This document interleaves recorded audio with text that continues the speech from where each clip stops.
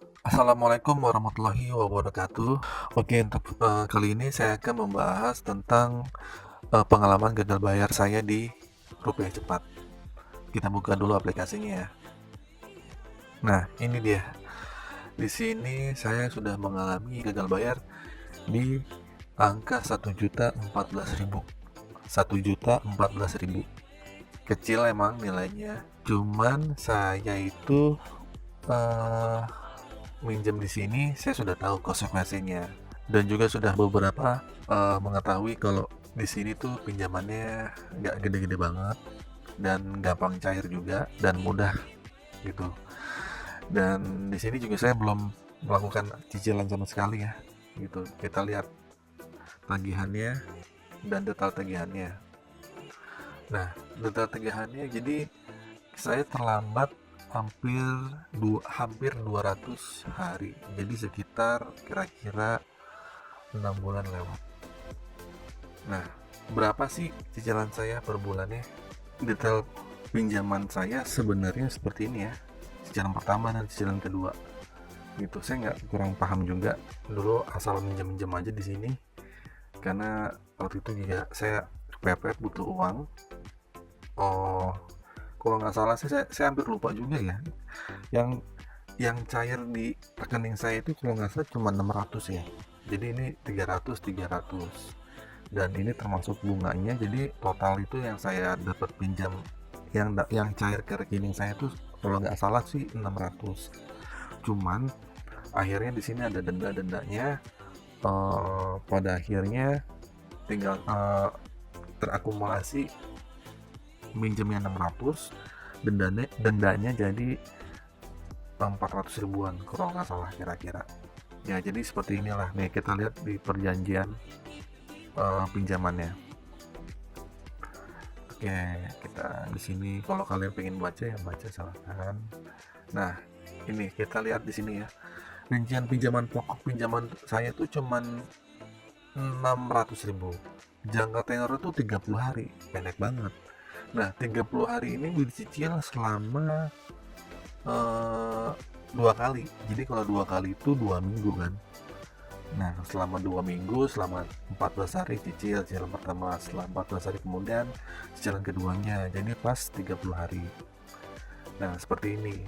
Itu saya kan, jadi limitnya nggak besar ya, walaupun saya juga waktu itu udah punya rawatan banyak gitu kan. Eh, Cuman yang cuma 600 karena selama 6 bulan lebih saya nggak bayar cicilan pertama, cicilan kedua ya udah lewat lah 30 hari lah gitu kan. Eh, Akumulasi dendanya jadi 1 juta. Jadi 1.014.000 yang kita lihat di awal. Ya di sini tenor pinjaman 600 ribu dan sebagainya gitu. Nah ini dan sebagainya. Saya sih malas baca kayak gini. Nah ini detail pinjamannya jadi segini.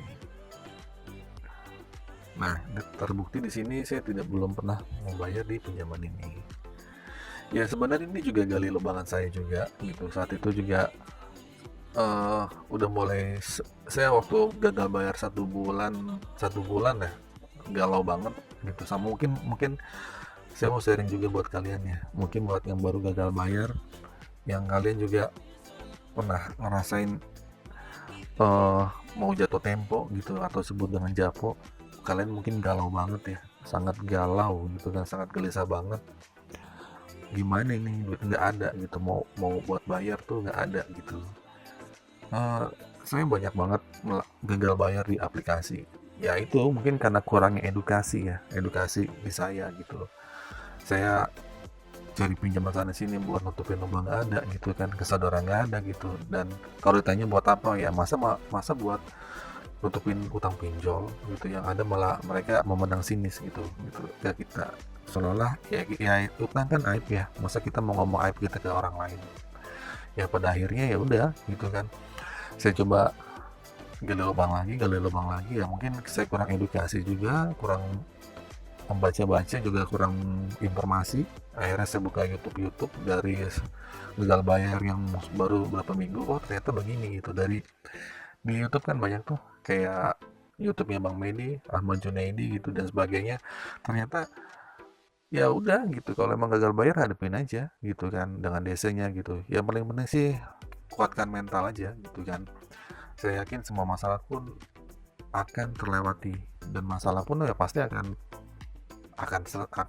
harus dihadapi gitu. Makanya kalau orang yang nggak kuat mental mungkin bunuh diri atau gimana gitu kan, karena kan apa sih, stigma orang pinjol itu seolah jelek gitu kan, gitu. Apalagi yang sudah gagal bayar, apalagi kalau bagaimana ada DC ke rumah, malu gitu dan sebagainya. Ya bener, karena DC itu akan membuat kita malu gitu kan, mental dia akan nyerang mental kita gitu.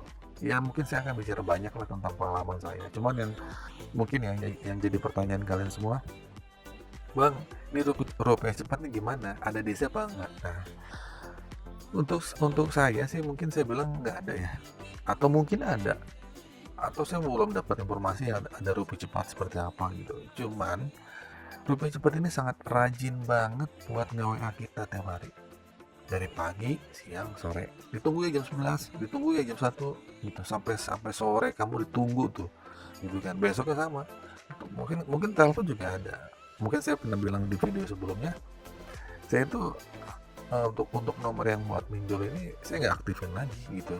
Pas sudah saya gagal bayar, udah saya nggak aktifin. Cuman nomor WA doang yang aktif, ya udah mungkin ke WA aja gitu. Mungkin kalau ada ya udah saya blokir arsip gitu. Cuman karena saya udah nggak bisa bayar, dan saya mau ngomong pun yang ada dimaki-maki, saya mau balas pun dia taunya kita harus ada gitu, mendingan nggak usah. Bukan sepele ya, 600.000 ya juga, saya tidak menyepelekan utang ya, walaupun 600.000 semuanya saya catat. Saya sih tidak pernah menyepelekan utang ya gitu kan. Mungkin cuma 200.000 bunganya cuma 400, 1 juta masih nggak ada. Ya kalau emang nggak ada gimana gitu. Saya juga tidak menyepelekan hutang ya, walaupun cuma segini gitu. Yang hutang lebih besar dari ini di aplikasinya ada gitu, kayak di Easy Cash gitu. Ya di sini di pojok kanan atas kalian klik aja nih. Ada review saya di Easy Cash yang gagal bayar sampai 16 juta. Oke, kita lanjut. Nah, yang jadi pertanyaan kalian kan, bang, DC datang nggak gitu. Kalau saya sih bilang sih saya nggak ada gitu kan. Cuman emang barbar banget gitu kan. Dia wah hampir setiap hari deh nelpon juga. Udahlah nggak usah lah gitu. Saya kan pakai aplikasi Truecaller ya. Nanti juga saya coba bikin tutorial Truecaller buat kalian semua gitu kan, buat aplikasi yang mendeteksi ada orang nelpon. Cuman kalau pakai Truecaller pun sama aja sih sebenarnya, walaupun orang tuh nelpon, wah ini desa pinjol, kan terdeteksi tuh. Ya buat apa gitu kalau misalnya ada, buat apa gitu, akhirnya HP kita nyala-nyala terus gitu, baterai malah cepet habis kan di situ. Akhirnya saya bilang ya udah matiin HP, atau Bang Medi pernah bilang ya udah, kalau misalnya kamu pusing masalah pinjol ditagih mulu, ya udah kartunya patahin aja, nggak usah ganti nomor aja sekalian gitu. Itu membuat kalian lebih tenang kok gitu kan. Tapi inget ya, ini bukan berarti kalian eh, kabur dari hutang gitu. Mungkin kamu pingin tenang dulu gitu. Kalau misalnya kalian bilang, bang itu kan namanya kabur dari hutang, tidak, tetap aja utang tuh harus dibayar ya. Mungkin kalian tuh pengennya tuh menunda dulu kan, nggak ada sekarang, besok mungkin uangnya kepake atau gimana gitu, emang kebutuhan kita juga banyak, mungkin masukan kita juga sedikit gitu kan. Ya udah, mungkin kalau ada uang boleh kita bayar, atau mungkin kita nego di customer service-nya gitu, atau di DC-nya, boleh nggak nih di segini gitu. Beberapa orang sih mungkin berhasil buat nego gitu, tapi kalau enggak ya enggak. Nah, balik lagi, DC datang atau enggak, untuk saya enggak gitu kan. Untuk saya yang di Bogor enggak, mungkin di lain sih masih sedikit minim ya buat orang-orang yang didatangin rupiah cepat. Cuman emang ini agak barbar banget, dan terbukti setelah 90 hari tenang, nggak ada penagihan lagi gitu, nggak ada penagihan lagi sampai sekarang gitu. Sampai sekarang udah, ya mungkin masa krusial kalian tuh di bang bakal ada tagihan lagi, saya mungkin sekali ada sih gitu. Makanya seperti itulah yang pengalaman saya gitu. Jadi buat kalian sih santai-santai aja. Buat kalian yang gagal bayar di rupiah cepat, ada pertanyaan, bang ini datang nggak gitu kan, Ya kalau datang syukur, nggak ya nggak apa-apa gitu, tapi saya berani jamin mungkin yang didatangi mungkin 20 atau 10% gitu kan. Tapi untuk rupiah cepat ini enggak. Tapi kalau untuk pinjaman-pinjaman yang OJK yang besar seperti kreditku, aku laku udah pasti ya. Kalau ini sih kayaknya belum ada. Itu aja, mungkin kalau misalnya ada informasi saya yang kurang, mungkin kalian bisa komentar. Ada yang pengalaman gagal bayar juga di rupiah cepat, boleh komentar ya. Buat kasih informasi juga buat teman-teman yang menonton video ini. Dan semoga video ini bermanfaat buat kalian semua. Tetap semangat, sampai sini aja ya. Dan buat kalian yang pengen nonton video gagal bayar yang lainnya, boleh klik di video yang ini ya. Oke, akhir kata dari saya, assalamualaikum warahmatullahi wabarakatuh.